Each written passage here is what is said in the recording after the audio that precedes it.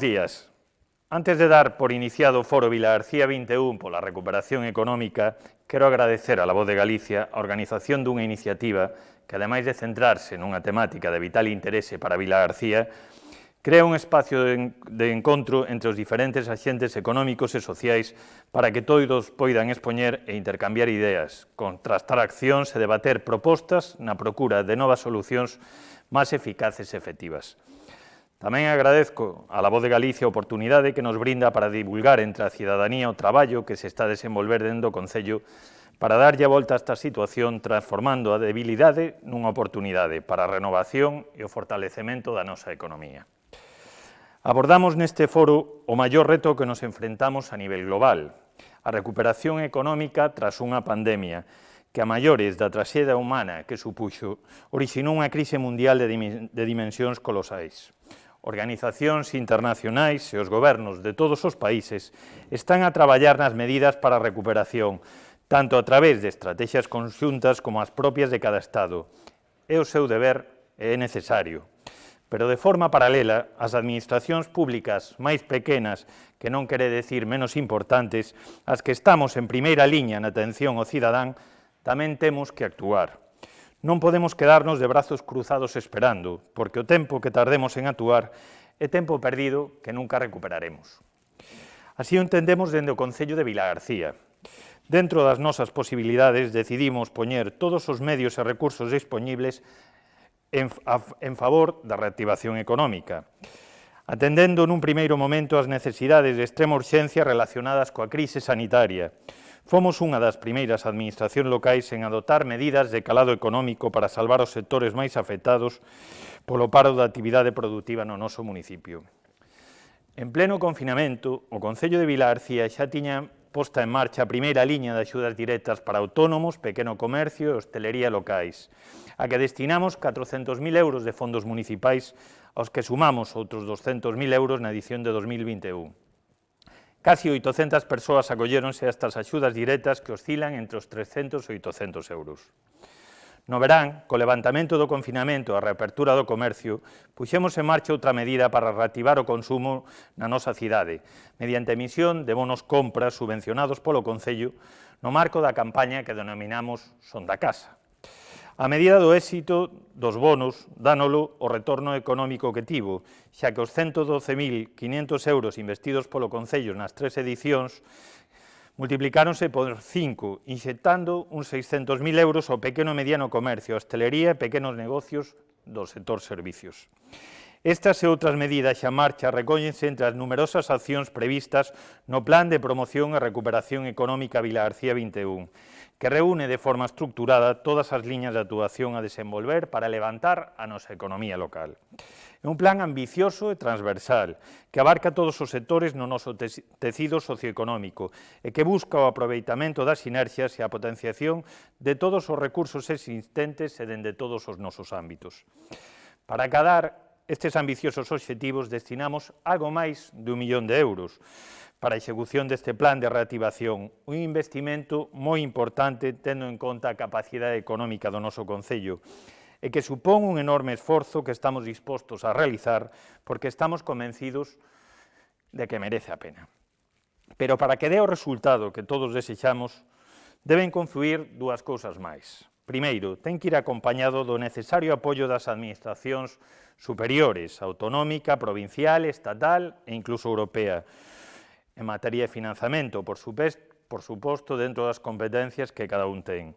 E segundo, ten que contar coa implicación de todos os sectores e axentes económicos e sociais do noso municipio. Por iso este plan deseñouse con eles a través de ideas que ian xurdindo nas mesas sectoriais das empresas tractoras, dos sindicatos, do comercio da hostelería convocadas pola Consellería de Promoción Económica antes e despois do estado de alarma.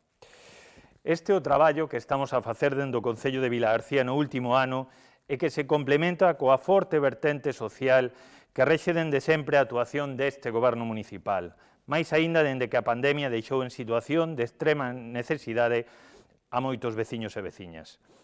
O noso principal obxectivo foi e segue sendo que ningún vilagarcián se quede atrás por culpa desta pandemia. Por eso, multiplicamos a atención ao gasto social para dar cobertura ás persoas e colectivos vulnerables e por iso creamos este plan de promoción e recuperación económica.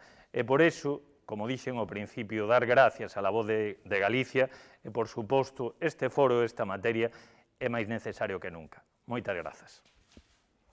Bos días e benvidos a este foro, Vila García, os retos da recuperación económica. É así como titulamos a este encontro, porque eso é precisamente o que imos abordar. Imos a plantexar un ramallo de cuestións que entendemos son as que agora mesmo, en esta situación, máis ocupan e preocupan tanto a cidadanía como aos poderes públicos como aos distintos axentes sociais. E por iso, precisamente, quixemos ter unha pequena representación de todos eles para debatir, propoñer e expoñer ideas que poidan axudarnos a esa ansiada recuperación económica.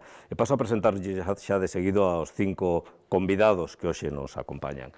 Temos, ao meu carón, está Alba Briones, que é a Concelleira de Promoción Económica, Emprego e Xuventude do Concello de Vilagarcía de Arousa. Benvida, Alba. Bo día, gracias. Tamén temos a Fernando Salgado, xornalista, foi conselleiro de Economía e Facenda entre 1987 e 1990, durante o goberno de González Laxe. Foi secretario xeral da Fundación Galicia Europa e secretario xeral de Comunicación da Xunta entre 2005 e 2009. Benvido, Fernando.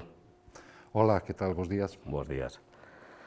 O seu carón está Manuel García, director general de Tuneureka, unha empresa de fabricacións de bens de equipo ubicada no polígono industrial de Bamio, en Vilagarcía, e que exporta prácticamente o 99% da súa produción. Por aí. Benvido, Bon Manuel. día. O noso seguinte invitado é Ramón Sarmiento, secretario xeral de Comisións Obreras de Galicia, dende maio de 2017 ata hai uns días, hasta maio do mes pasado. Hasta o mes pasado iniciouse no mundo sindical, nos Astaleiros Barreras de Vigo, e despois foi tamén un dos representantes da Federación de Industria no Consello Nacional de Comisións Obreiras de Galicia. Benvido, Fernando, Ramón. Moi bo día. E por último, o noso quinto convidado é Ramón Vidal, secretario xeral de UGT Pontevedra, Arousa e Deza. Foi reelexido o pasado mes de febreiro no Congreso do Sindicato cun respaldo do 100% dos asistentes. Benvido, Ramón. Moi bo día. Entramos en materia. Falaba na presentación que introducía este foro, este debate, falaba o alcalde de Vilagarcía da trascendencia do papel das institucións nunha situación como a actual, non? E iso é precisamente o que lles quero plantexar como primeira idea, como primeira reflexión. Cal debe ser o papel do público, das administracións en plural, das administracións locais hasta a administración do Estado ou mesmo a administración da Unión Europea. Cales deben ser as súas inversións no xogo económico e laboral, particularmente nunha situación como esta. Comenzo, coa representante da administración máis achegada a nós que temos, que é o Concello de Vilagarcía. Alba. A ver, eu creo que o papel que temos as administracións, sobre todo as administracións locais, nuns momentos como estos, é vital. Eu creo que se demostrou nesta crise, foi moi dura, e a verdade é que tivemos que afrontarnos dunha forma directa, e quizás non estábamos preparados. Pero asumimos o papel que temos, e ao final somos os primeiros, o maior nivel de interacción coa cidadanía, e tiñamos que dar resposta tanto das nosas competencias, asumimos competencias que non tiñamos, e ademais o noso esforzo financeiro foi moi importante. As situacións, as particularidades que se deron na cidadanía veu todos os días, chamou todos os días ás portas das administracións locais con unha cantidade de problemas que había que intentar solucionar ou polo menos dar unha resposta que fose de tú a tú, porque esta crise deixounos eso, paralizounos o tú a tú, pero tiñamos que facelo e tiñamos que dar esa resposta. As administracións locais, ademais, teñen un papel importantísimo en servicios sociais. Nesta crise tivemos que afondar nela, pero no caso que a nos un pouco nos condiciona, non? No pre-Covid nos xa habíamos comezado un traballo de intentar saber cal era o tecido socioeconómico da nosa cidade. Intentamos facer ese traballo coas empresas da cidade, cos sindicatos e cos axentes. Creo que estábamos nese camiño cando estalou eso deixounos tamén que fose máis fácil volver a falar con eles e poder tratar un plan un pouco máis pensado.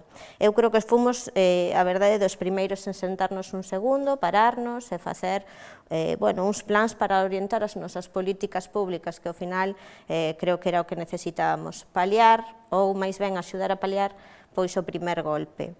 A corresponsabilidade aínda así dos actores sociais debe ter unha resposta real e agora mesmo tamén necesitamos que as administracións supralocais botenos unha man, porque non podemos quedarnos con esas competencias e asumilas constantemente. Necesitamos esa corresponsabilidade real.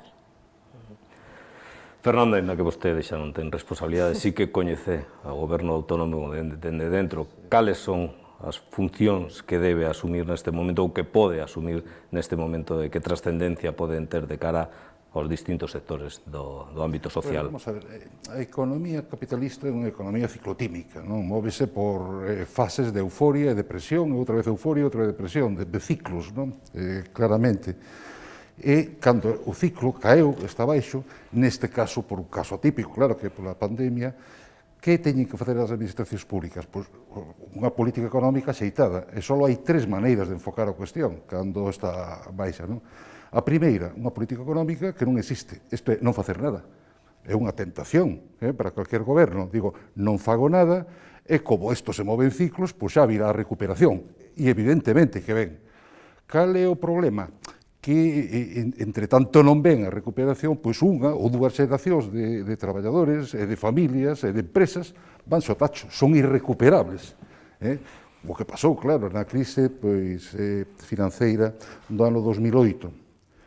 Outra política é algo peor ainda que isto, de non facer nada, é facer unha política procíclica, isto é, afondar a crise. Unha política, por exemplo, como a que se aplicou no ano 2008, non tanto no ano 2008, sino en anos sucesivos, de austeridade, o que se chegou a chamar o austericidio. Que ocorre? A administración tamén sufre a crise, as contas da administración, da seguinte maneira. Rapidamente, no momento que se produce a crise, caen os ingresos. Claro, as empresas pagan menos, os traballadores teñen menos cartos para gastar e consumir, e, polo tanto, tamén caen os ingresos das administracións, e, por outro lado, os propios estabilizadores automáticos fan medrar os gastos. Subsidio de desemprego, por exemplo, ou os gastos financeiros, non, da débeda. Por lo tanto, hai un maior desequilibrio. Cal é a tentación neste caso do goberno? Digo, pois teño que reducir ese desequilibrio. E esa é a barbaridade. Iso é o que, o único que se consigue que, pois vamos a ver, como corrixo o desequilibrio? Reduzo a educación, reduzo a sanidade, conxelo as pensións, e, polo tanto, rebaixo o gasto. Non rebaixo o gasto. Pero se rebaixo o gasto, estou rebaixando tamén os ingresos. Por lo tanto, é a pescada que se morde a cola. E isto foi o que pasou no 2008 nesa crise, e a consecuencia é que acentúa esa crise e, polo tanto, tarda máis en vir o ciclo alcista. Está retrasando a recuperación. E a diferencia disso, pois a min me parece, eu creo que é aplaudible, non? O que se adotou nesta crise por prácticamente todos os gobernos do mundo occidental, que dicir, vamos a facer unha política procíclica, anticíclica, perdón. Isto é, suavizar esos dentes de serra. Se hai unha crise, teño que gastar todos os cartos, mesmo os que non teño, que teño que pedir prestados, para intentar que os dentes de serra señan máis suaves. E isto foi, bueno, hai unha frase moi expresiva da directora do Fondo Monetario Internacional, que é aquela de gasten e guarden los recibos. Bueno, esa segunda parte poderíamos falar dela, pero gasten, claro, incentiven o gasto a tope. E, polo tanto, endebédense, pidan recursos e incentíveno. E con que objetivo? Pois fundamentalmente con dous. Como unha familia que perde de repente o emprego, que entra en crise, e se é sensata, que fai? Pois irá a pedir cartos a quen seña, non? O veciño, o banco, a quen os poda prestar, para que? Primeiro para comer. E se é sensata, en segundo lugar, para montar un negocio para poder, de alguma maneira, sobrevivir a largo plazo, porque o que ten a primeira cuestión, a de comer, ten un problema. Pode que consigas para comer un mes ou dous, pero eso acábase, eso é transitorio, Telo que facer, obviamente, e a prioridade para telo que facer. Isto é o que está facendo prácticamente todos os gobernos, e, bueno, xa nos estenderemos máis se hai lugar. Emanuel García, dende o punto de vista empresarial, cales son as prioridades, cales son ahora mismo as demandas máis urxentes e que administración lle corresponde A prioridade para as empresas é ter unha financiación aceptable en momentos de dificultad. Hai empresas que o scope é cambiado, evidentemente necesitan un apoio financiero para poder sobrevivir. Entonces, eso eu creo que é unha prioridade fundamental. Pero eu creo que hai outras cousas que están máis cercanas, máis próximas a nosotros, que teñen que favorecer o entorno que estamos aquí cerca, non? Por exemplo, pois, non sei, falando de Galicia, pois as autopistas que son excesivamente caras deben de ter unha valoración, ser máis accesibles para a xente. Nas empresas, por exemplo, hai moitas empresas aquí en a falta grande de natalidade.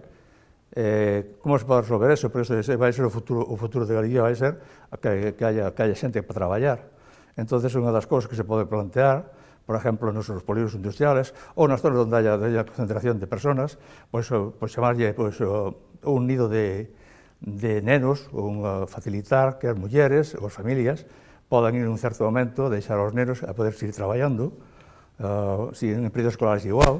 Entón, esa é unha das cousas que eu penso que vai a favorecer o texido, non? O sea, que esa é unha...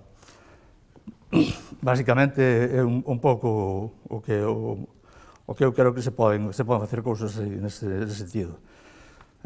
Despois, outro tema moi importante que se tocará máis adiante é favorecer a educación. Eu creo que a educación é vital co empleo, o sea, se non hai unha educación clara, a empleabilidade das persoas é moi limitada. Entón, eu creo que ese é un tema que vai ser batido despois un pouco máis adiante, pero que creo que é importante comentarlo, ainda que sea en este momento de pasada. E despois, aquí en particular en Vilagarcía, eu creo que tamén ten que haber unha certa integración, ou máis integración, entre o porto e a ciudad. O sea, eu creo que viven un pouco de espaldas. Eu creo que eso é importante, o porto é un factor económico moi importante para esta ciudad, e eso debe de ser máis integrado. Esa é outra das cousas que eu penso que tamén podría ser interesante para aquí, non? Despois, outro tema interesante das empresas, somos grandes consumidores de energía. Galicia é un grandes produtores de energía. Creo que a energía en Galicia debe de estar, en toda Galicia debe de estar primada, porque nosotros estamos exportando e non temos beneficios dela. Para as empresas, para que sean competitivas, ten que tener unha energía económica. E iso é creo que é un tema tamén que habría que poñer en valor aquí en Galicia. E pasamos aos representantes dos traballadores. Dende o punto de vista sindical, cales son as demandas que ahora mesmo se exixe nun momento no que, por lo menos, adoita a parecer que hai certo diálogo, non? Pero cales son as demandas que os sindicatos lle exixen ás distintas administracións agora mesmo? Bueno, creo que o que é exigible neste momento é o que estamos facendo as organizacións sindicais é apelar ao necesario entendemento dos distintos planos que temos na nosa administración, non? Na nosa opinión, neste momento, Europa adoptou unha folla de ruta non só para a gestión da crise, sino para orientar a economía da zona euro nos próximos anos, non? Vai ser moi importante que o conxunto das administracións non só coñezan, sino que sean capaces de alinear a súa propia estrategia na estrategia que Europa ten decidido en procesos tan acelerados neste momento como a transición ecolóxica, a transición enerxética ou a digitalización, non? E aí o conxunto das administracións están interpeladas a participar deste ámbito. Eu creo que sería un erro que as administracións locais non se sentiran interpelados por estes procesos de transición, de transformación, porque esa necesaria planificación e alineación das estrategias públicas e das políticas públicas con esta ola de cambio pois é vital tamén para as administracións locais. Si ben vamos a ter, por mor deste cambio de paradigma en Europa, inxentes recursos para afrontar un proceso anticíclico nos próximos anos, Tamén temos que, dende o mundo sindical, decir que as nosas administracións, cando se atopan con cartos para gastar, non sempre acertan a hora de orientalos. Quizás porque no noso país, e na nosa opinión, invertimos poucos deses cartos nunha xeitada planificación estratégica previa.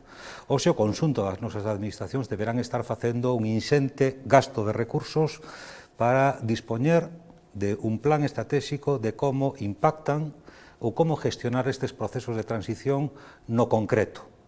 E aquí estamos falando dunha ría como a da Ourousa, que ten dúas comarcas que teñen unha especialización productiva hoxe xa, que no entorno desa especialización productiva a estrategia europea identifica que hai oportunidades, pero tamén que hai cousas por facer que precisamente neste momento, onde todavía, digamos que as oportunidades non estamos sendo capaces de facelas aterrar á realidade, pois o conxunto das administracións, especialmente, creo que o decía a concelleira, pois esas entidades supramunicipais, esas mancomunidades que temos constituídas, pois eu creo que teñen neste momento un rol que se interpela para aproveitar esas mancomunidades, esas estruturas supramunicipais para emplazarse a adoptar e iniciar un proceso de elaboracións dun plans estratégicos que den resposta ás necesidades dos traballadores,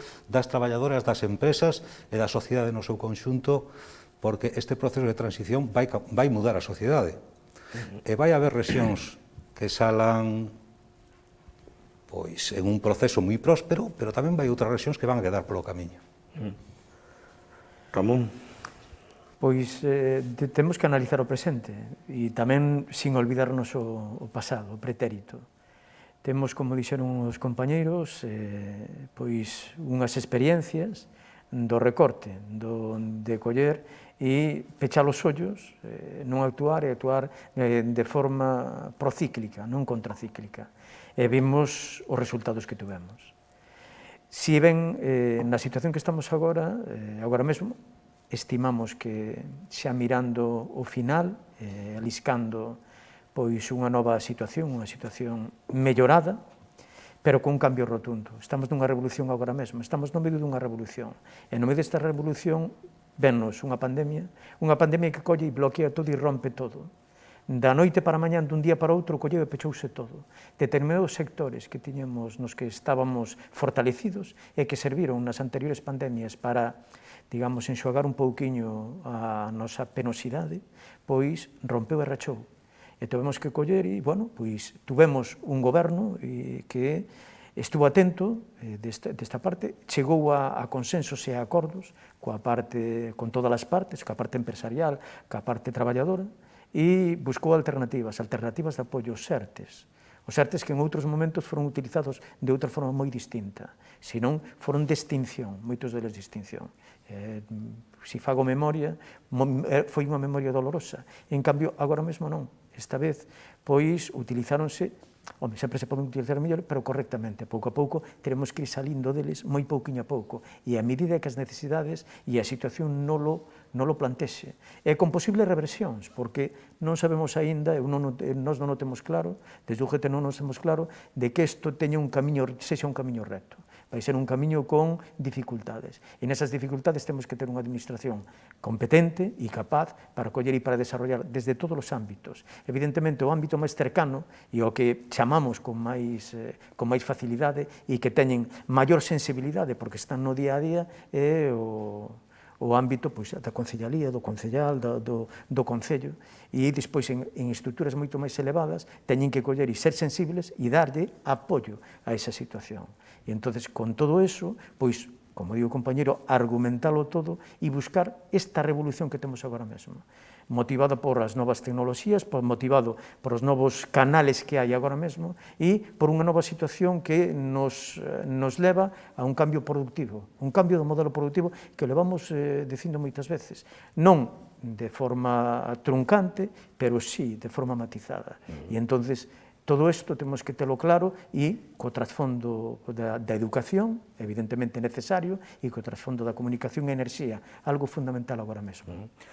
Agora falaremos do escenario que pode quedar en España, en Galicia, tras los ERTES, pero non sei se Alba quería facer alguna Son un puntualización. apunte pequeniño, moi pequeniño, pero sí que creo que as administracións locais sí que estivemos un pouco soas. O sea, eu sí que creo que neste momento nos atopamos soas. Nos atopamos soas por eso que comentábamos, de que somos os primeiros que nos enfrentamos á cidadanía, pero é que, ademais, eses cartos que veñen de Europa, que se sabe que que se están empezando a facer proxectos, non hai unha consulta clara e, ao final, nós temos unha información que é relevante, moi relevante porque sabemos cal é o noso tecido e sabemos cales son as necesidades, pois no noso caso do empresariado que temos na zona ou incluso pois no tema estudiantil, que xa falaremos despois. E creo que non se nos consulta, que non se nos usa directamente, pois estaría moi ben que esa información que conseguimos ter e que témola a diario e que ademais traballamos con ela, pois fose empregada para facer esas planificacións dun xeito moito máis centrado. Son esa cousiña. E sí que vou decir unha frase que a min gustoume moito do director xeral da Organización Internacional de Traballo. El facía un chamamento mundial á acción para unha recuperación centrada nas persoas da crise causada pola COVID, que sexa inclusiva, sustentable e resiliente. E esas tres palabras eu creo que centraron un pouquiño o noso plantexamento, por suposto a nivel local, non podemos excedernos máis de aí, pero sí que son as que centraron. Estamos a piques de recibir esas ayudas da Unión Europea e o Goberno español elaborou un plan para como distribuílas e unha das partes máis importantes ou das que máis peso porcentuais ten dentro dese plan é a dedicada á digitalización, non? E quería plantexarvos precisamente, ahora que estamos xa ás portas de asumir ese proceso de digitalización, por unha parte, que ventaxas nos pode conlevar, pero tamén que riscos vai acarrear en canto a ter que convivir coa, digamos, a economía física tradicional.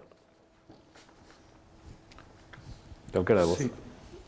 Bueno, antes falábamos precisamente do papel das administracións públicas, que efectivamente, non? Todos as orientacións europeas e incluso as condicións sine qua non para o reparto desos fondos que todos esperamos, que todos os países esperan, non? Todos, pois distribúenlles en función fundamentalmente, bueno, a mitad deles, polo menos, non? Están indicados precisamente a transición digital, a transición...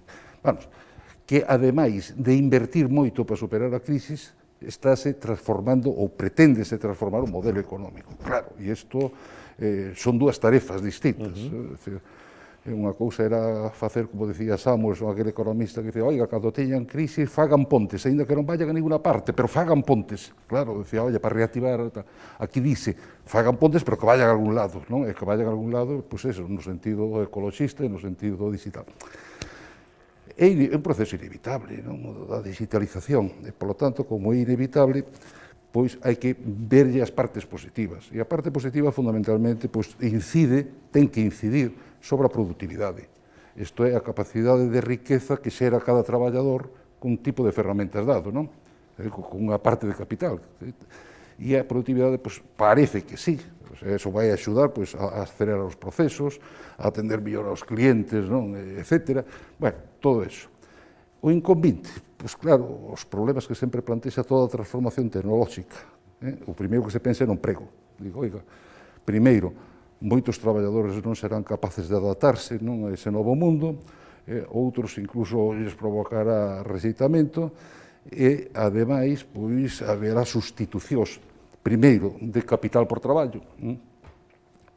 Oiga, meto máquinas e saco traballadores, e despois de traballadores máis cualificados, pois por menos cualificados.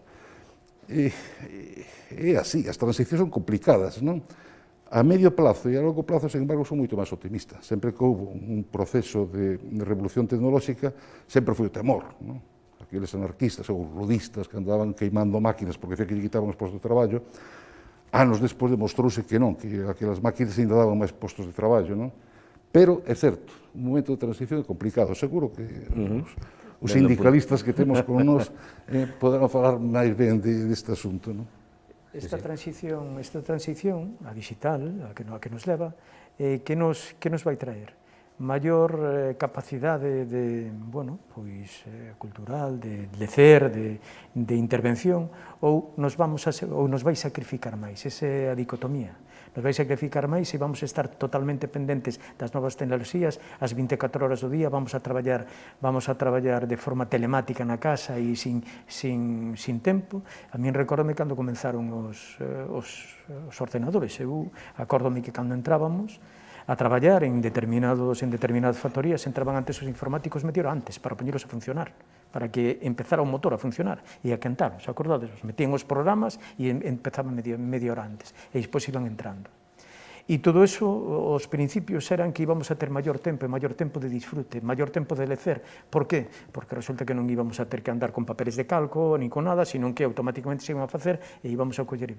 E derivouse en outro campo, derivouse en coller e ter maior productividade, pero non por eso ter maior productividade tiñamos un maior incremento económico á parte traballadora. Tiña un maior incremento económico, pois, determinados sectores que ainda están agora mesmo. Temos grandes empresas con grandes beneficios, pero multimillonarios, e que participan moi pouco. Agora mesmo, aquilo que parecía unha revolución e que os sindicatos collemos e dicíamos que non, que as grandes empresas tiñen que coller e participar e aqueles beneficios que tiñan que depositálos tamén, pois da mesma forma hai que coller e facer un cambio, hai que facer un análisis objetivo e coherente de que se queremos, hai determinados empresarios que así tamén o están vendo, se queremos ter unha sociedade pois como unha sociedade que responda ante o común, ante o de todos, pois aquelas empresas e aqueles capitales que están generando, pois teñen que coller e participar de forma máis generosa ou de forma máis coherente, máis necesaria. E entonces agora mesmo estáse falando do 15%, e antes parecía unha entelequia, parecía que aqueles que collemos e pronosticábamos eso, pois que estábamos collendo e botando abaixo a economía capitalista. E non é eso, non? O que pasa que, oye, mira, se ti tes e se está vendo que a brecha salarial cada vez é moito maior e cada vez temos máis familias en situación de exclusión, e ben nos coñecen os concellos, que son os primeiros que detectan esa circunstancia, os primeiros que o sufren, pois entonces hai que coller e hai que actuar sobre elas. E estamos nesa circunstancia, estamos en que temos que tomar determinadas decisións non de presente, sino de futuro, e vindo o que está vindo. E, bueno, e a veces pois teremos que reducir a xornada laboral, porque ao final o mellor é posible e é necesario, para non seguro que é posible. Como antes non había vacacións, e na Revolución Industrial houve un movimento dos traballadores para ter vacacións, e ela veíase que era unha entelequia. Como van estar un mes sin traballar? Como se lle vai pagar un mes sin traballar? E agora non se comprende como non pode ser así. E iso o único que fai é xenerar dinámicas de consumo e reactivación da propia economía. Manuel, non sei se vostede concorda que esas poden ser algunhas das consecuencias. A digitalización é imparable, chegou e vais a quedar. Eso non hai, casi é imposible de opoñerse a isto. Pero a digitalización vai obligar a todas as empresas, no caso particular noso, xa levamos anos entrando na digitalización, pero vai obligar a todas as empresas a entrar no sector da digitalización e a facer as inversións necesarias para a digitalización. A digitalización vai poñer en contacto as empresas locales que as empresas nacionales, ou no caso noso de exportación, dunha forma inmediata. Ahora ben, a digitalización tampouco é a solución, pero tampouco a solución é rebaixar os costos ou entrando un pouco no tema de se a digitalización vai dar ou non vai dar máis ou menos traballo. Eu creo que, dado que a digitalización é a nivel mundial, a nivel global, a competitividade a nivel global vai se establecer igual. Entonces, cal é a solución para que os traballadores e as empresas sean competentes ou sean competitivas? Evidentemente a digitalización, pero tamén ten que ser a productividade das empresas ou hacer o investimento en máquinas máis sofisticadas ou máis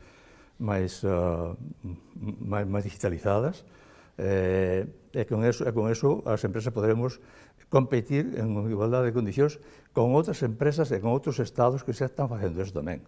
O sea, non é dicir que nosotros, agora, co tema da pandemia, o que vai pasar é que nos obliga a ir máis veloces. E se tiñamos alguna dúda con respecto á digitalización, esa dúda acabouse. O traballo na casa, o traballo na empresa, como se combinan, pois vai ser unha cousa que se vai estudiar a partir de agora. Pero, en calquer caso, o traballo na empresa vai seguir sendo, na miña forma de velo, obligatorio, non? Por que razón? porque as empresas temos unha cultura. E esa cultura establecese cando se establece un grupo. Se o grupo se distancia ou se divide, hai unhas persoas que traballan na casa e outras que traballan dentro, pois, bueno, eso crea, a veces, elementos de comparación uns con outros. Pero despois hai outra cousa máis no tema da competitividade que produce a digitalización. Hasta ahora hai unha serie de salarios que son os que están establecidos no noso entorno e estes salarios están en función dunhas formas de traballar. Se as formas de traballar ahora van a ser diferentes e vamos a entrar na digitalización, é moi posible que unha persona que estaba traballando na nosa casa, de unha nosa ou en todas en general, pois poda ser unha persona que se poda contratar e que está traballando na India. Digo a India como un país económico, barato, como queramos decir. Entonces, hai que andar con cuidado co traballos dentro ou fora da empresa ou como se vai a establecer. Vai nos obrigar, a competitividade vai nos obrigar non digo a reducir precios, pero así a mellorar moito os sistemas de produción, para poder seguir indo aos mercados e ser competitivos. Nosotros exportamos moito. O noso problema na exportación non son os salarios en sí mesmos, é a productividade. Pero tamén os salarios con países, por exemplo, do este europeo, pois ten uns salarios moito máis baixos que nosotros. O equipamento que les poden ter son os mesmos que teño. Non son ni mellores ni peores, poden ser iguales. O investimento de uns e de outros é o mesmo. Entonces, onde está o quiz?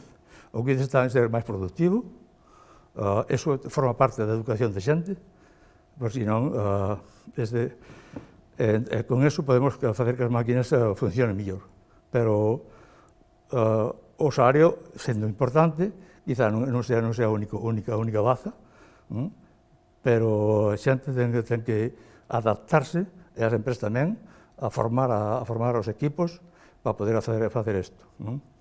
O que vai pasar, desde logo, nosotros nos está pasando, é que a proximidade, a telemática vai axudar, pero a reunión co cliente, ese sí que é sendo imprescindible. Ou sea, que eso de que se vai traballar solamente telemáticamente, eu non lo vexo. Eu podo falar contigo, e despois desta reunión, poder falar por teléfono ou automáticamente 1, 2, 3, 4 veces para rematar cousas. Nosotros vamos traballando telemáticamente desde fai moitos anos, cada vez, evidentemente, máis sofisticado, pero estamos aí. O que va a ser tamén iso me dá pé a que un dos investimentos que ten que fazer a administración é precisamente en favorecer as redes sociales. As redes sociales, non tanto redes sociales, sino o cableado, o que é a fibra óptica, para que as empresas podamos tratarlos e podemos chegar a calquer mercado. Isto que é fácil de decir agora, nosotros sufrimos durante moitos anos a falta de medio físico para poder digitalizarnos. De forma que podíamos falar de digitalización, pero se non podíamos xuntarnos ou unirnos cos outros, estamos perdidos, non chegamos a ningún lado. Entón, esa é unha das cousas que creo que hai que mellorar radicalmente en toda España. Ramos, Sarmiento, ao respecto. Bueno, estamos falando dun proceso de transición que é global. Que non só chega aos sistemas de produción, chega aos sistemas de produción, aos sistemas de consumo, ás administracións, a inteligencia artificial. Isto da digitalización é un proceso de cambio que, se queremos observalo de forma moi doméstica, pois miremos no mundo no que están vivindo os nosos fillos, non? Que xa non se parece en nada ao noso, en gran medida o descoñecemos, pero, por exemplo, pois é moi probable que as novas generacións físicamente xa non consuman en ningún establecemento, non? Porque xa viven en unha realidade digital extremadamente complexa. O que non está escrito é que ese proceso vai a destruir necesariamente empregos. Si é certo que aquelas rexións ou aquelas economías que non se encardinen a ese proceso, pois efectivamente van ter un grave problema. É a velocidade que se encardinen en ese proceso de transición. E se aparte de consumir tecnoloxía, van a producir tecnoloxía. E aí onde a nosa economía ten que empezar no ámbito digital. Probablemente Europa teña un máis grande desafío, porque hoxe a revolución tecnolóxica está se nos os proveedores de tecnoloxía están maiormente deslocalizados de Europa, pero algúns servicios siguen sendo netamente europeos, especialmente todo o que ten que ver ca tecnoloxía 5G. Europa ainda ten unhas posibilidades de posicionarse como productor de tecnoloxía en ese ámbito, nese siguiente estadio da transición tecnolóxica. En este proceso de transición, que o gallalle sigamos chamando moito tempo transición e non acabe sendo unha reconversión dura e traumática como todavía temos no recordo, non? Que sea ese proceso de cambio gobernado polo conxunto das administracións, gobernado socialmente, para que non teña impactos negativos. En esa transición, como nas outras, aparte de consumir, que vamos a consumir transición, que iramos ou non, xa o estamos facendo, pois que teñamos posibilidades de producir aqueles bens e aqueles servicios que van facer falta para integrar eses procesos, especialmente nunha economía como a nosa, como a galega, caracterizada por pequenas empresas, por dispersión territorial e xeográfica, por unha sociedade pois moi maior, moi ambientada, que debe ter oportunidades tamén en ese proceso de transición. Antes de dar paso, se queredes facer algún comentario sobre o que se dixo neste bloque, quería rematar cunha pequena cousa que quería comentar a Alba.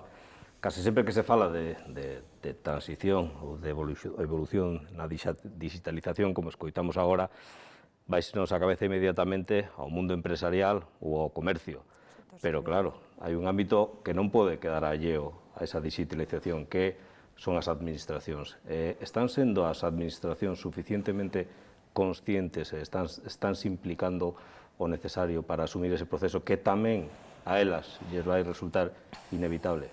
A ver, conscientes somos. Además, chegounos pois máis ou menos como a crise. De repente vimos que non tiñamos nin disposto o tema do teletraballo, as citas previas, cousas que en administración son mellor autonómica, ademais xa estaban traballando neso.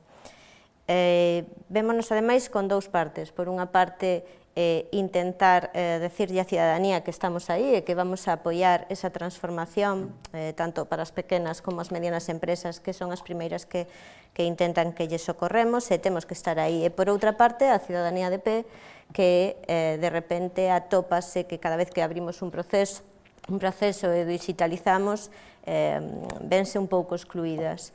E para iso temos que tamén dar resposta, temos que estar aí. Eu creo que, bueno, agora tamén un pouco vou a tirarte da cidade, non? Pero nós, pois, fai pouco anunciamos que íbamos a abrir unha oficina de atención digital, e esa oficina está prevista un pouco para axudar a eses pequenos autónomos que teñen problemas para ter esa relación coa administración electrónica, que ademais é obligada, pero tamén a esas persoas, a esa cidadanía que se ve excluída para pedir unha cita cos Sergas ou para entregar por rexistro un escrito. Entón, creo que temos que estar aí, sabémolo ademais, e temos que enfrentarnos a eso, non queda outra. Temos un minuto para pechar este bloque. Algún comentario sobre o que se dixo?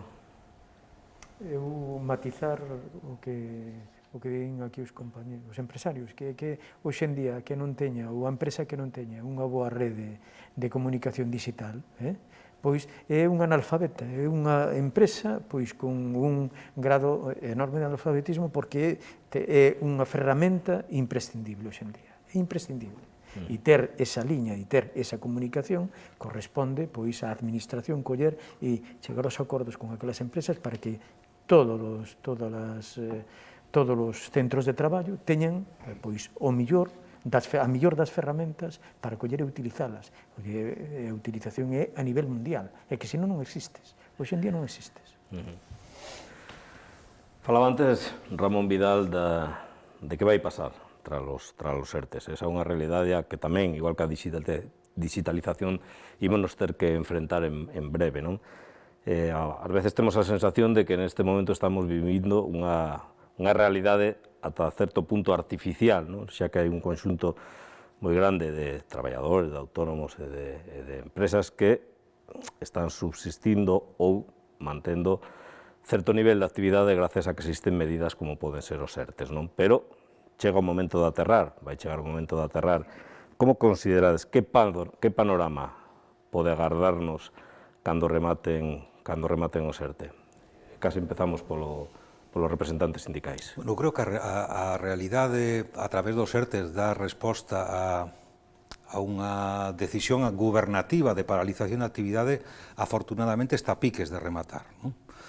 Este ano xa preveíamos en Galicia ter impactos, ter necesidade de ter ERTEs. Estábamos pensando en que podíamos ter problemas de corte de suministros por mor do Brexit ou por mor de algúns procesos de transformación globais, non? Eu creo que, aparte de que creo que, sinceramente, nos aforraron cerca de 3 millóns de despidos en este último ano a figura dos ERTEs, a nosa economía sigue sendo moi tendente tradicionalmente a, cando veñen maldadas, destruir emprego, destruir en primeira instancia o emprego eventual, que esta é a primeira vez que os eventuais se miraron cubertos por unha figura como a dos ERTEs, se mirou cuberto os traballadores que non tiñan generado a prestación de desemprego, se miraron cos contadores a cero, e as empresas tamén pois miraron aliviada na totalidade ou na práctica totalidade os costes, non, de manter as súas plantillas en ERTE. Eu creo que foi un aprendizaxe, aparte da ferramenta e a utilidade que tuvo no momento, o conxunto da economía aprendeu a que era un ERTE. Creo que esa aprendizaxe de que as pymes, un autónomo, incluso tuvera un ERTE, pois nos axude a interiorizar ese mecanismo de forma estructural na nosa economía. Falamos moitas veces de que somos a única economía de Europa que ten as tasas que temos de temporalidade de destrucción de emprego. Nos fai falta, porque está claro que non só con revertir a reforma laboral e portar aos 2011, pois tampouco é un escenario desesaldo no tema da dualidade do mercado de traballo. Eu creo que a figura dos ERTEs está chamada a facela evolucionar, está chamada a non só servir para cubrir escenarios de fluctuacións das producións nas empresas, sino para dar unha resposta á necesaria recualificación urxente que van ter os traballadores en eses períodos de menor actividade, e de interiorizar que hai en determinados momentos de que os traballadores poden manter a seu nivel retributivo sin verse sometidos a unha medida traumática como o despido ou o fin do contrato de obra ou o fin do contrato temporal, e que as empresas tamén eses períodos non só os poden cubrir a través dun ERTE, sino que poden sacarlle rentabilidade aproveitando eses procesos como períodos de recualificación dos seus traballadores e das súas plantillas. Eu espero, non, que poidamos estar falando non só de que se acabaron os ERTEs, sino que dentro duns meses fagamos que esa figura dos ERTEs sufre unha evolución, que a interiorizamos estruturalmente na nosa mercado de traballo e que nos vai permitir, que nos pode permitir romper esa dinámica de temporalidade, de precariedade e de abuso da contratación temporal no noso país, que maiormente é injustificado, pero que as empresas pois adoptan querer ter pois un colchón de traballadores eventuais ou traballadores temporais por si veñen maldadas. Esa realidade existe, non? Pero creo que a través de un mecanismo evolucionado como dos ERTEs se lle pode dar unha resposta socialmente moito máis potente para os traballadores, pero tamén moito máis interesante para os empresarios que hoxe saben o que costa atopar un profesional que se identifique ca cultura dunha empresa. Fernando, cal pode ser o escenario que nos imos atopar, o tecido socioeconómico que nos imos atopar cando esta figura desapareza ou se modifica? Antes de facer unha mención ao período post-ERTE, por chamarlle así, non? Eu creo que hai que facer xustiza aos ERTEs e o que supuxeron esta crise. E hai que aplaudir, ademais, neste caso, ao goberno e aos agentes sociais que estuveron aí precisamente tirando desta ferramenta. Vamos a ver, non? Na crise financeira pasada, 2008. de repente, houve en realidad dúas recesións, unha no ano 2009 e outra no 2012. Pero, bueno, toda a crise, cunha caída de economía, unha reducción da actividade económica máis pequena que a do ano pasado, máis pequena, 3,5 millóns de traballadores foron despedidos directamente, ao paro, directamente. Nesta crise, cun 11% de contracción o ano pasado, que moita contracción, xa digo, aproximadamente o doble da 2009, non máis do doble, claro, case o triple. Con esa contracción, nestes momentos, que ainda estamos no ano seguinte da crise, non? Hai unha afiliación á Seguridade Social idéntica a que había no 2019. Bueno, faltaban, dixeron aí atrás, faltan 200, canto eran, 20.000 ou algo así, estáse cobrindo. Quero decir, ali destruíches rapidamente 3,5 millóns de traballadores que depois hubo que recuperar a partir do ano 2014, 2015, pouco a pouco, paulatinamente, e aquí, sin embargo, a crise tuvo un efecto no emprego moito menor. Bueno, iso evidentemente foi os ERTES e algunhas outras medidas, e iso non hai ninguna dúbida. Segundo, son temporais, por definición, claro. Son medidas temporais por definición, tiñense que acabar. De feito, eu pensei que durarían menos tempo. Duraron, a través de prórrogas sucesivas, o que tiñan que durar, porque evidentemente seguían. Agora mesmo creo que quedan uns 400.000, 450.000 traballadores en ERTE. Por certo, acaba de decir o ministro o Escrivá que están salindo agora no mes de xuño a razón de 10.000, salindo do ERTE, 10.000 por día, que é un bon ritmo. Bueno, evidentemente, van quedar traballadores aí en setembro, cando se acabe esta prórroga, aínda van quedar aí traballadores, fundamentalmente, moito me temo que relacionados co sector de servicios, turismo, hostelería e tal, fundamentalmente, porque este brao, evidentemente, non vai ser aínda como do 19, non? Manuel, eu creo que o ERTE é unha arma fundamental para sobrevivir as empresas. As empresas non teñen un flujo continuo de traballo, teñen que adaptarse a certos períodos en que hai altas e baixas. O flujo continuo dáse en fábricas grandes, por exemplo, aquí localmente, o de Citroën, pero no caso noso, traballamos con proxectos. Hai proxectos, a veces estamos a tope de traballo e a veces temos menos traballo. Entonces, o ERTE é unha medida necesaria para poder sobrevivir. En particular, no caso noso, eu fai 20 anos, cando cheguei aquí, apliquei un ERTE por primeira vez, e aquilo foi un desastre, porque non un desastre, foi unha bendición. Gracias a Dios, despois prácticamente non se aplicou, pero pediuse, solicitouse. Tuve moitos líos cos amigos de aquí ao lado, porque era unha cousa relativamente nova. Sin embargo, estaba facendo en outras cidades en Madrid e en outro tipo de empresas. Repito, é unha arma necesaria para poder utilizarla. Ahora, se esa arma se utiliza de mala forma, que tamén pasa, entonces están facendo trampas. O sea, que o ERTE, despois, dentro dos ERTEs, temos que ter en conta que existen ao menos dous, non? Olvido o ERE. O ERTE normal, que é o que está cotidiano, que se fai sempre, evitando antes da pandemia, pois, bueno, ten uns costos para a empresa, pero tamén ten uns aforos importantes. O ERTE actual, que é de forza maior, que é o tema do COVID, ou da pandemia, evidentemente é un ERTE que favorece muchísimo a empresa e, por tanto, deberá facilitar moito a volta ao traballo o día que o ERTE se termine. Eu non sei se o ERTE debe terminar en unha fecha fija ou hai que ser máis flexible según sectores. Por exemplo, cando centramos o tema do turismo, pois probablemente se espera que vai haber turismo, pero se non hai, habrá que darlle unha solución a esas empresas. A solución é facer unha continuidade do ERTE. Pero para min sigue sendo fundamental o ERTE é unha arma de sobrevivir as empresas. Desde o punto de vista meu, cando se fala dos traballadores, é moi fácil decir sempre que un traballador, non sei, ten un problema, ou como sea, e ao final vai ao paro. E o paro vai non cubrir. É porque vai ao paro. Porque o sistema está montado para que se paguen as prestacións e hai uns fondos para cubrir o paro. Non entro na injusticia do paro, estou falando do sistema. Pois exactamente o mismo debe de ser o ERTE. O ERTE é un sistema que as empresas están cotizando permanentemente e que deben de utilizar cando sea necesario, sin abusar dele, pero cando sea necesario, porque sirve para igualar carga de traballo. Para nós,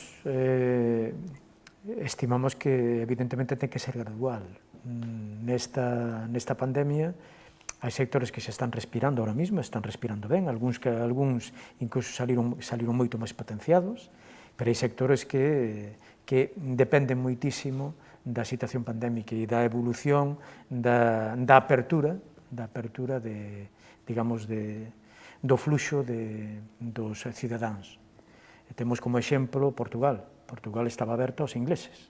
De repente Inglaterra toma unha decisión e automáticamente péchase todo. en Portugal. Todo aquilo que estaba aberto para Inglaterra, que evidentemente pois, os ingleses pois, en Portugal teñen moita tendencia a ir a disfrutar da terra portuguesa, pois de repente tuveronse que ir, pero xa, entonces que pasa? Pois entonces hai unha ruptura, un corte e requiere un apoio, porque todo o que estaba en programación en apertura, pois aquí pode suceder eso, ojalá non, pero desde logo a apertura que temos este verán non vai ser a apertura de anos pretéritos, daqueles anos de gran afluencia turística, e máxime, cando tiñamos este ano, era un ano, pois, digamos, desexado por o ano xacobeo, era un gran ano desexado, con moitos proxectos que se estaban realizando e levando para diante. E entonces encontrámonos con esta situación. E o que temos que coller é, pois nada, adaptar, nós o que pedimos é adaptar pois a salida de ERTES según os sectores e según a evolución pandémica e as necesidades que teña cada sector.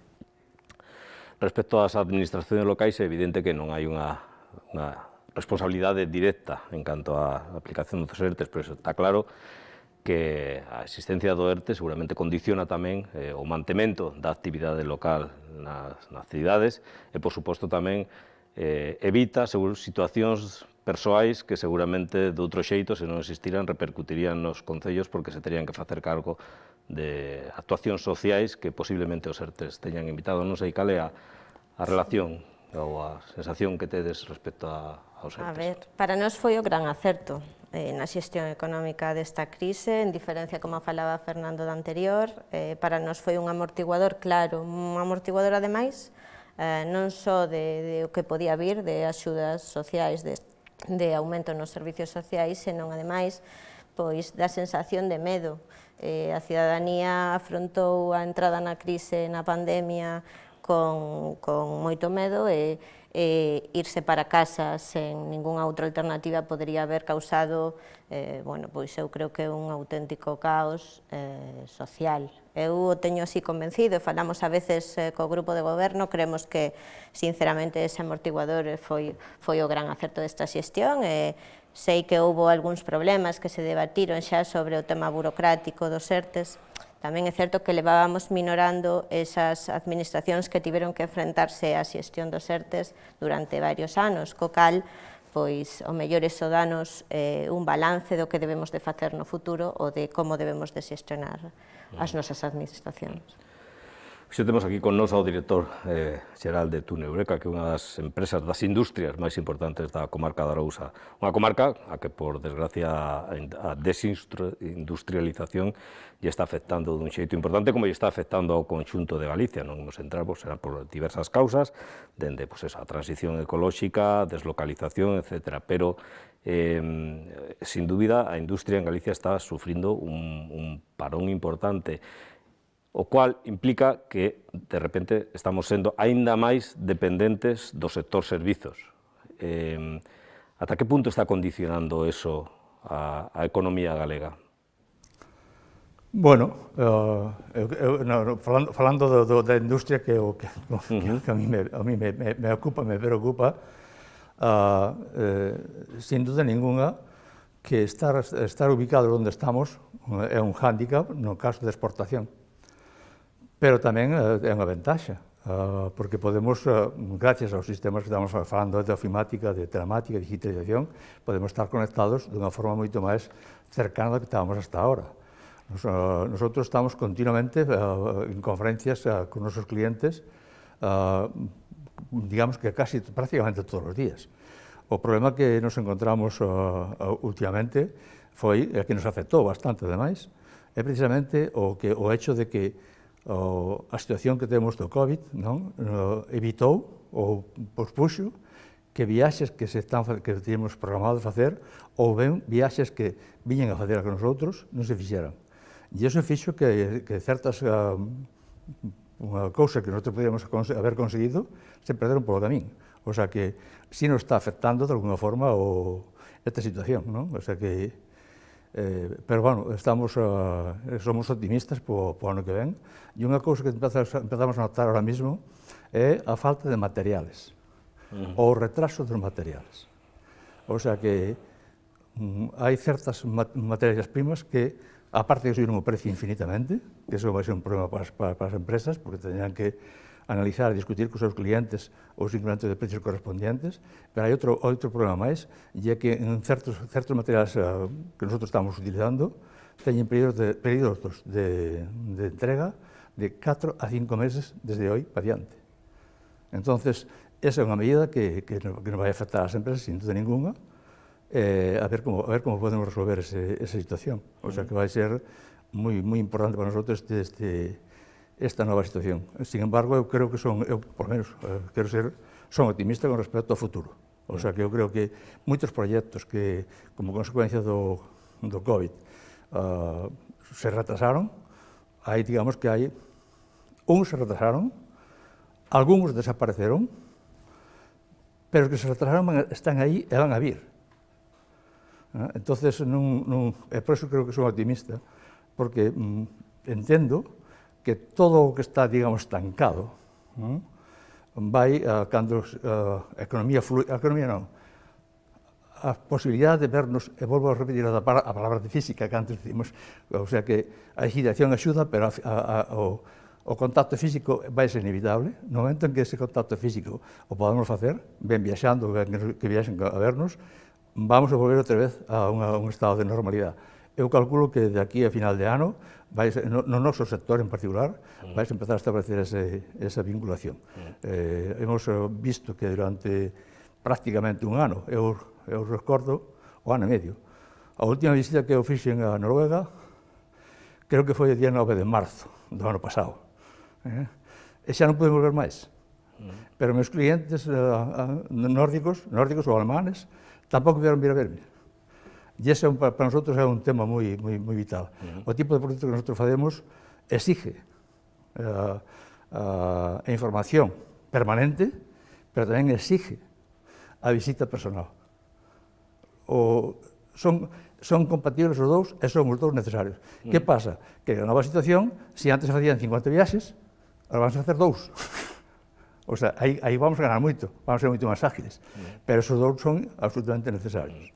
Dende o punto de vista laboral, sempre se considerou o emprego do sector industria como o máis estable, tamén incluso como mellor pagado, non? E non só polo emprego directo que xeraba, senón por todas as empresas auxiliares de servicios que hai en torno ao sector industria. Ata que punto este balanceo que estamos a... As empresas como a nosa, industriales, o empleo non é unha cousa sencilla. O empleo exige persoas cualificadas, persoas formadas, persoas entrenadas. Nosotros gastamos muchísimo tempo en educar a seguinte punto vai ser a formación. Que nos ven a visitar, o sea, que vamos a emplear. Entonces, bueno, hai persoas que daste cuenta o día siguiente que van a ser empleados, outros que non, pero muchas veces non é solamente un problema da empresa, ou incluso da persona. O sea, que hai persoas buenísimas, pero que, sin embargo, non encajan no tipo de actividade que nosotros temos. Esas persoas poden ser perfectamente válidas en outra actividade, ¿no? E iso é unha cousa que nosotros, desde logo, estamos provocando permanentemente a formación da xente. Ahora, no derradeiro bloque, imos falar desa sintonía entre formación e empresa, pero retomando o tema do emprego, non? Ata que punto ese balanceo que estamos a vivir, non? De ter unha industria forte que xeraba postos de traballo máis ou menos estables a, de repente, primar o sector servicios que sabemos que fluctúa moitísimo máis e que é máis inestable. Non sei como está afectando, dende o punto de vista laboral, ese cambio de tendencia. Eu non creo que en Galicia podamos estar falando dunha crisis industrial. É certo que temos algúns sectores e algunhas empresas concretas en unha dinámica moi complexa, pero tamén temos a característica de ser unha rexión cunha tasa de actividade industrial relevante respecto a outras comunidades do país, netamente exportadora, a maioría da nosa industria, é necesitada, ¿no? Especialmente de medrar en tamaño e en dimensión. Xa non é certo iso que dixecho ao principio, ¿no? Hoxe xa non é emprego de calidade mellor retribuído vinculado á actividade industrial. Un traballador de Freud ou de Mercadona gana máis hoxe que un traballador de Citroën, que non chega aos 900 euros. ese mito de que o emprego vinculado á actividade industrial, á actividade metalúrxica, é certo que en determinadas actividades onde sigue primando moito esa oficialidade do operario, o empresario sigue entendendo que esa actividade hai que retribuíla ben, pero tamén é certo que unha parte do sector industrial que está en procesos automatizados, en procesos onde o perfil profesional é o de especialista, basicamente, pois o nivel de retribución xa non é o que era. Que componente estratégico si ten o sector industrial? É que onde non hai industria non hai innovación, non hai desarrollo, non hai centros tecnolóxicos, son economías, as economías extremadamente tercializadas en este momento, o problema é que son en procesos que estamos falando ao principio de transición, pois os que aportan ese plus de incorporar novas tecnologías, de adaptarse aos novos cambios de paradigma da xestión económica, pois o sector industrial é o que primeiro os interioriza, non? É o que primeiro fai ese efecto arrastre do conxunto da economía. Eu espero que estas crisis como a da sector electrointensivo, como unha parte do sector naval, que se poidan arranxar e que outras empresas que temos, como a que representa aquí Manolo, pois que sexan capaz de dar ese salto que necesita o conxunto da nosa industria en Galicia e de que, aparte de ser onde millor fabricamos as cousas, e de forma máis eficaz fabricamos as cousas, que non nos limitemos a fabricarlle as cousas, os noruegos, os alemáns. Que a nosa industria asuma de que, aparte de ser moi bons fabricando, moi eficientes fabricando, moi recoñecidos profesionalmente polo que fabricamos aquí, que fabriquemos o noso, non? E aí é certo que as nosas empresas necesitarían un acompañamento que este proceso de fondos Next Generation, proxectos público-privados, pois teñen que tamén porse tamén no origen, que na nosa industria non necesariamente nos temos que limitar a fabricar de forma moi eficiente cousas que diseñan ou que veñen patentadas por outras rexións que onde temos posicionado unha parte importante do noso sector industrial. Bueno, vai tendría que puntualizarche un par de cousas, non? O sea que as industrias como a miña metalúrgicas, que realmente somos fabricantes de bienes de equipo, entonces nosotros estamos non temos produto propio, pero como contrapartida traballamos cunha panoplia de clientes que teñen ese produto. Entonces, cando hai unha crisis, pois podemos balancear un con outro. Que pasa? Que se a crisis é moi larga, como neste caso, pois vai nos tocar un pouco, o sea, a ralentización vai nos afectar, pero vamos a ir para diante dela. Ora, o produto propio, por suposto, aparentemente é ideal, pero, bueno, non estamos moi lonxe de empresas que teñen produto propio que están moi faciadas en estes mesmos momentos. E o produto propio ten unha connotación moi importante, que é o desenrolo, leva moitos anos, leva moita inversión, e non é nada fácil de facer. E aí sí que a Administración a mellor podía axudar, dando outros medios que non solamente é dicir, douche unha financiación, eso é moi importante, pero a mellor ten que ser unha financiación a largo plazo. Entón, que pasa? Que nas empresas pequenas, o largo plazo a veces é moi difícil de poder mantenerlo. Nas empresas tractoras son empresas grandes. Entón, os fondos que se supoñen que van vir de Europa, que nadie sabe onde están, pero algún día chegarán, non? Pois, a onde van a ir? Van a ir ao pequeno, ao mediano? Non o sei. No caso industrial, eu entendo que deberían ir a empresas grandes, tractoras, que nos pidesen o acompañamiento. Porque se me van a dar a min, eu podo facer un desarrollo, pero se ese desarrollo me vai levar 2, 3, 4 anos, e despois por e error, e despois ao mellor non funciona, perdimos o diñeiro, perdimos o tempo. E creo que habrá que analizar como se vai facer eso. Eu vexo moi complicado. Eso de chegar miles de millóns e que mañá se van a poñer aquí vamos a facer, non sei. Ramón, vexo moi complicado. O sector industrial dá maior estabilidade. Non é que teñas un maior remuneración económica hoxe en día, porque non é así, pero sí mellor estabilidade. E como falan aquí de tractora, é tamén tractora do sector servicios. É dicir, son núcleos de tracción, Entonces, o sector servicios é un sector dependente, moi dependente. Un exemplo, cando o sector industrial ten un resfriado, o sector servicios está de gripe, pero de gripe, ao pouco tempo está de gripe. Entonces, claro, é moi dependente. Despois, claro, a estabilidade tamén depende do sector. Temos un sector de hostelería que depende moito de circunstancias e a variabilidade dos traballadores é moi grande e a estabilidade é mínima e a representación tamén pois é difícil, moi difícil. Está moi atomizado, despois teñen unha competencia pois nada regulada, están moi desregulados, cada vez menos, pero aínda siguen, e entonces, evidentemente, o sector industrial aínda ten ese peso de tracción.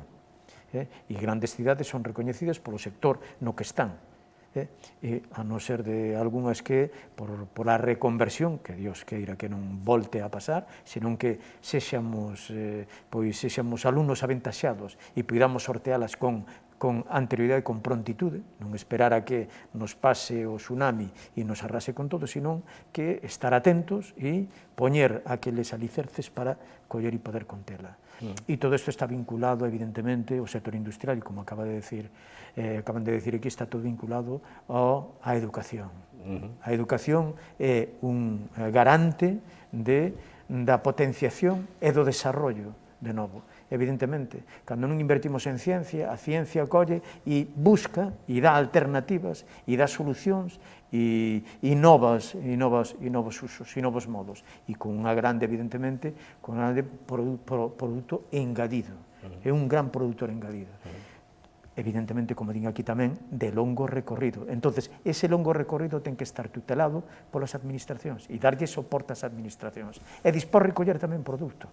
Vamos coller e participar en determinados proxectos e unha vez que estén e que den rentabilidade, evidentemente a administración que puxo os cartos de todos ten que recoller os seus frutos, ou a nivel social ou a nivel individual. Fernando, xa de paso xa engarzamos ese análisis da dependencia que podemos ter ou non do sector servicios con este tema que están poñendo enriba da mesa da sintonía, si existe actualmente sintonía entre a formación e as necesidades por parte da economía das empresas en particular.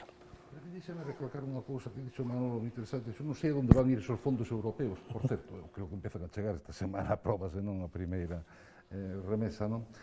Eu tamén estou de acordo con el, que teñe que ir fundamentalmente á industria, e a industrias tractoras. Por qué? Porque estamos a falar dun sector, precisamente, xa o dixeron antes tamén, o Ramón, non sei quen deles, teñe un efecto de arrastre, é o sector que ten un efecto de arrastre maior. Un euro, simplemente, que aumenta a produción industrial son 73 céntimos que aumenta a produción de todo o resto dos sectores, donde fai as súas compras, claro, non? Suministros, etc. É evidente, se agora apoio unha industria que teña uns proxectos, además que cumplan todas esas premisas da transición ecolóxica, digital, etc., pois é de supoñer que no momento que lle inyecto esos cartos vai a multiplicar, vai a arrastrar os outros sectores nun 73%. Botando así as contas, non? Vamos, parece decisivo, non? De todas maneiras, por facer un pronóstico en relación con este ano, eu creo que este vai ser un semestre, o segundo semestre do ano vai ser de crecemento forte, eu creo que vai ser a economía europea que máis medre, subín os estudios, eu creo que ainda vai medrar máis do que pronostican. E aí a recuperación da industria, eu auguro que vai ser o motor, Por qué? Primeiro, porque o sector servicios, querías que enlazara, non? O sector servicios é moito máis dependente da marcha da pandemia, evidentemente ainda non vai estar regulado, digamos, ainda non vai estar estebrado como debe ser. Pero además hai unha cousa moi interesante que habría que analizar, non? Decir, ti cando miras, todo o mundo fala dos fondos, pero eu o que penso que no segundo semestre do ano fundamentalmente o que vai haber é a salida do aforro acumulado, do aforro atesourado durante todos estes anos. Por lo tanto, un salto do consumo. E fixade ben, no tema industrial, os produtos industriales vanse a consumir moitísimo. Por qué? Porque hai moito consumo aplazado. Eu iba a comprar un coche, veo tal, e non podo. Ou iba a cambiar os muebles da casa, ou iba a comprar un frigorífico, bueno, pois veo a pandemia e aparqueino. E, sin embargo, ferrei os cartos, teños aí. Pero no sector servicios non se dá esa característica. En sector servicios non se recupera o que se perdeu. Polo menos mayoritariamente. Por qué? Porque a xente, o ano que ven, cando acaba a pandemia, non vai dúas veces de vacacións. Por exemplo, non vai dúas veces de vacacións.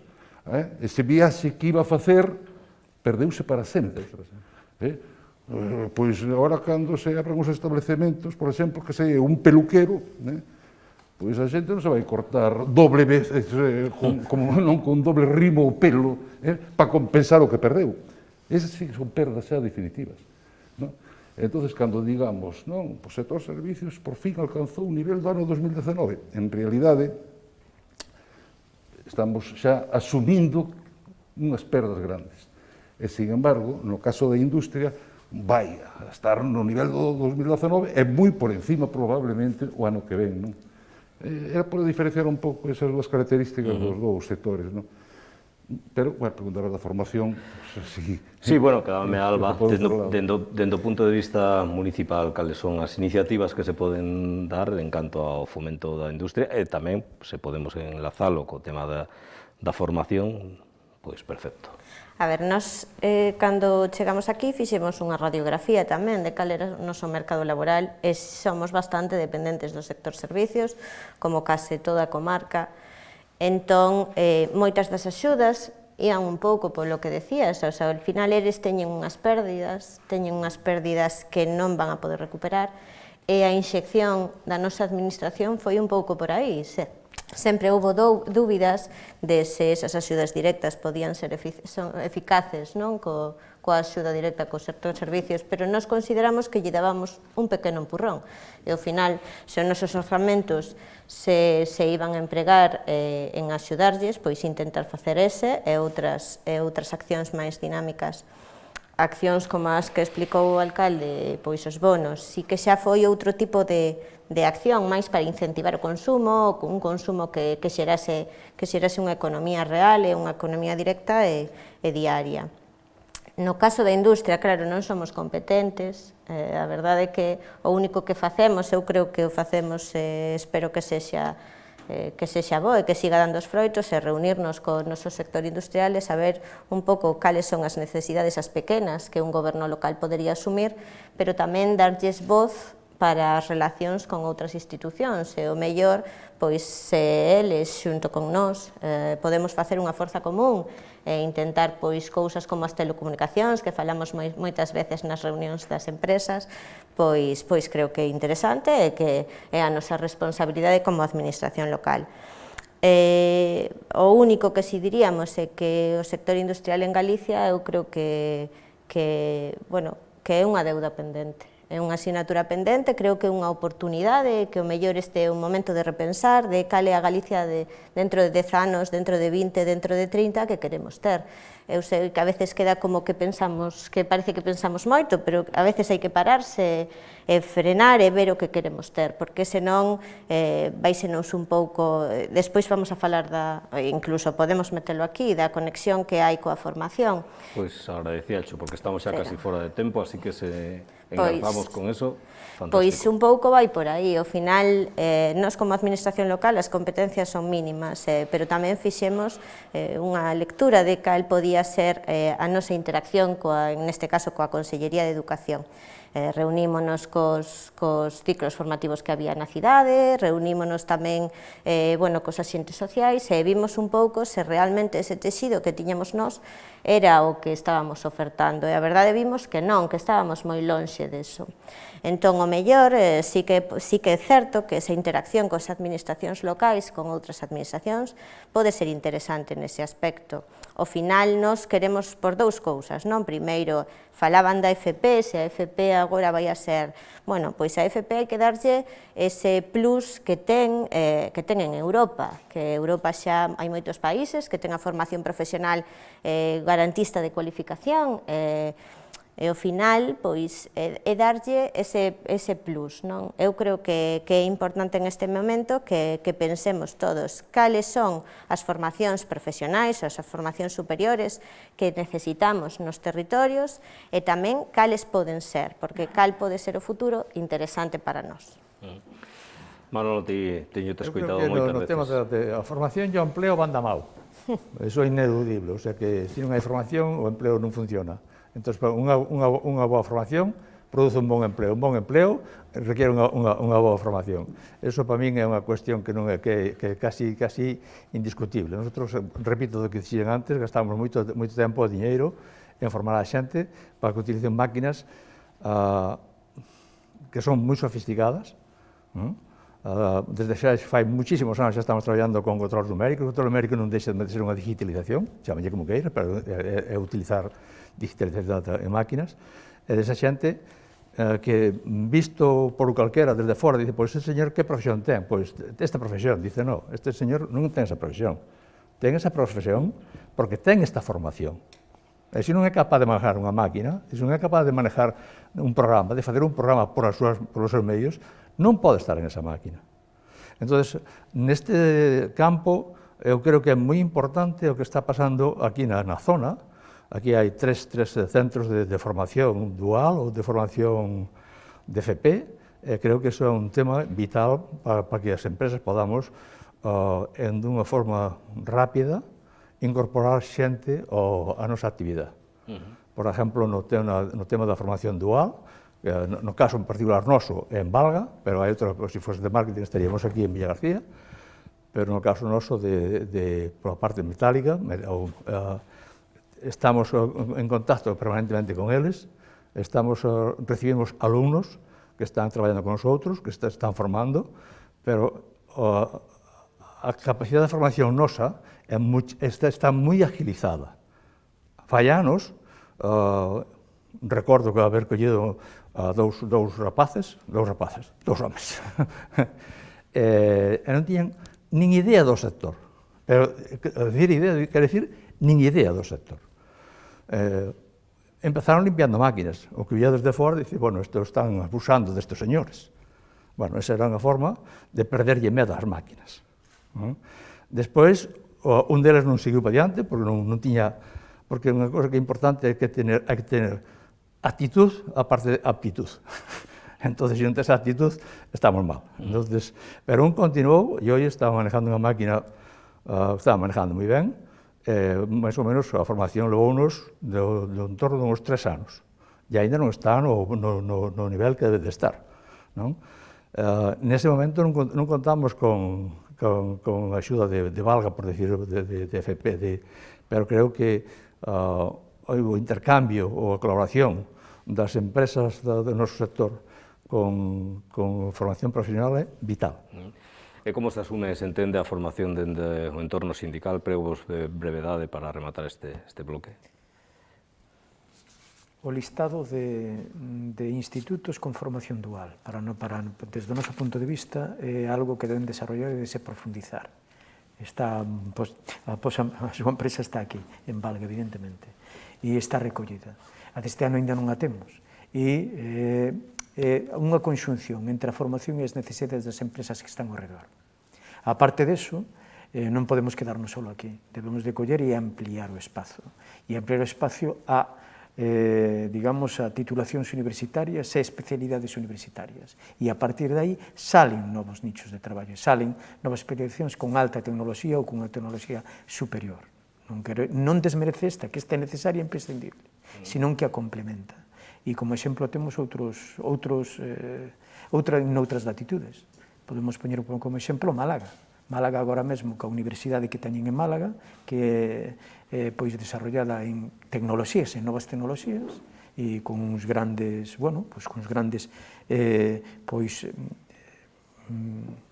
cursos e formación nese ámbito, entonces está recollendo ali non é de corto tempo, senón é de longo tempo, está recollendo ali, pois Google está recollendo a Vodafone, acaba de recoller a Vodafone, acaba de recoller determinadas grandes empresas que único que traen consigo non só a capacidade de contratación, sino todo o que ven ao rededor delas mesmas, que é de gran produto valor engadido, e entonces dache unha presencia e un corpo, e entramado a ela son tractores de máis empresas. Pois aquí o mesmo, e hai que invertir en investigación e non pasar como pasou hasta agora, que nos estamos dando conta que somos un pato coxo, que a investigación durante os últimos 15 anos, 10-15 anos, o que fixemos foi denostala, detestala, é dicir, non apostar en absoluto por ela, senón que coller e facer todo o posible para ter unha formación mínima e en sectores que deberíamos de potenciar e desarrollar, que é o que está salindo agora mesmo e o que se necesita. Ramón, é unha aportación breve. Pois eu creo que o problema que temos ca formación é o comportamento do mercado de traballo nos últimos anos, especialmente ca xente moza, non? Eu vos vou a contar unha experiencia nada empírica, non? Pero nas xornadas que temos feito por algunha facultade, cando se lle pregunta aos alumnos cal é a súa primeira opción para traballar, te atopas en moitos ámbitos que ningún querría quedarse a traballar en Galicia. Ningún. O 40% da xuventude temos na universidade e contemplan como un fracaso entrar no actual mercado de traballo que lle ofertamos á xuventude. Ese é un problema da cultura que temos aquí.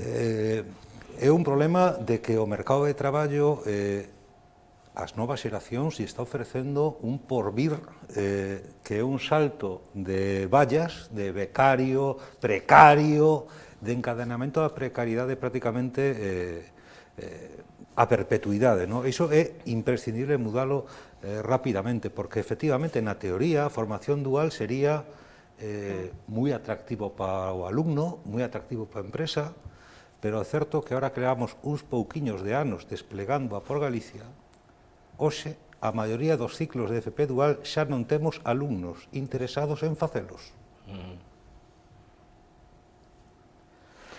Fernando, rematamos este bloque. Pero non temos alumnos porque non temos nenos. Pero non queren facelos. Pero non queren facelos porque tampouco poñemos os medios para axudar a facelos.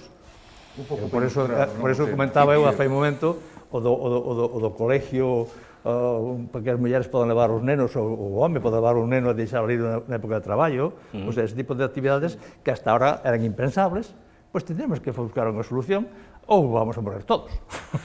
Fernando. Sí, vamos a ver, a taxa de paro juvenil debe estar ahora mismo preto do 40%, Dentro dese colectivo de xóvenes, a taxa de paro dos que teñen un grado en formación profesional está entre o 8 e o 9%. Ou seña, teñen traballo. Estos teñen traballo, non? Logo, o problema debe estar no outro lado, no centro educativo. Por certo, creo que o goberno está agora estudiando tamén un proxecto de formación profesional, de FP, a ver si consiguen darlle o prestixio, recuperar o prestixio que merece a formación profesional. E outro dato moi interesante en relación co que decía, desa formación profesional dual, que efectivamente eu creo que é a donde hai que ir, esa combinación do ensino no centro, máis na empresa, pois só están, o que concorda co que decía Ramón, o 3% dos estudiantes de FP están en FP dual. En Alemania, o 70%. Esa é a diferencia, claro. Por eso é un tema cultural. Cara aí hai que camiñar, non? Por eso é un tema cultural. Aquí creouse a especie de que ao ser universitario pois se chegaba ao cielo. O paro de titulados universitarios é moi superior, obviamente. Non é así. E ademais é outra cousa na formación dual. Eu creo que do prestixio que falabas antes e de como se comporta o mercado laboral con eses rapaces que salen, esas rapazas que salen de formación profesional é vital. E temos un exemplo claro para mí en sociosanitaria. É unha rama que, polo menos nós aquí temos un ciclo de sociosanitaria e cando salen o único que esperan é a chamada dos sergas. Claro, justo. É o único. Volvo a insistir. No caso da FP dual, a tasa de colocación é do 100%. Xa. Sí, sí. Volvo a insistir. Sin embargo, só o 3% e a están en FP dual. quen ten que coller e facer atractivo a formación dual. É a Administración, é a Xunta de Galicia, é a Consellería e a Consellería de Educación. Ten que facer atractiva e ten que buscar empresas que estén e que compartan e que garanten tamén pois un futuro lóxico para os traballadores ou para os alumnos que teñen ali. Non pode ser de outra forma.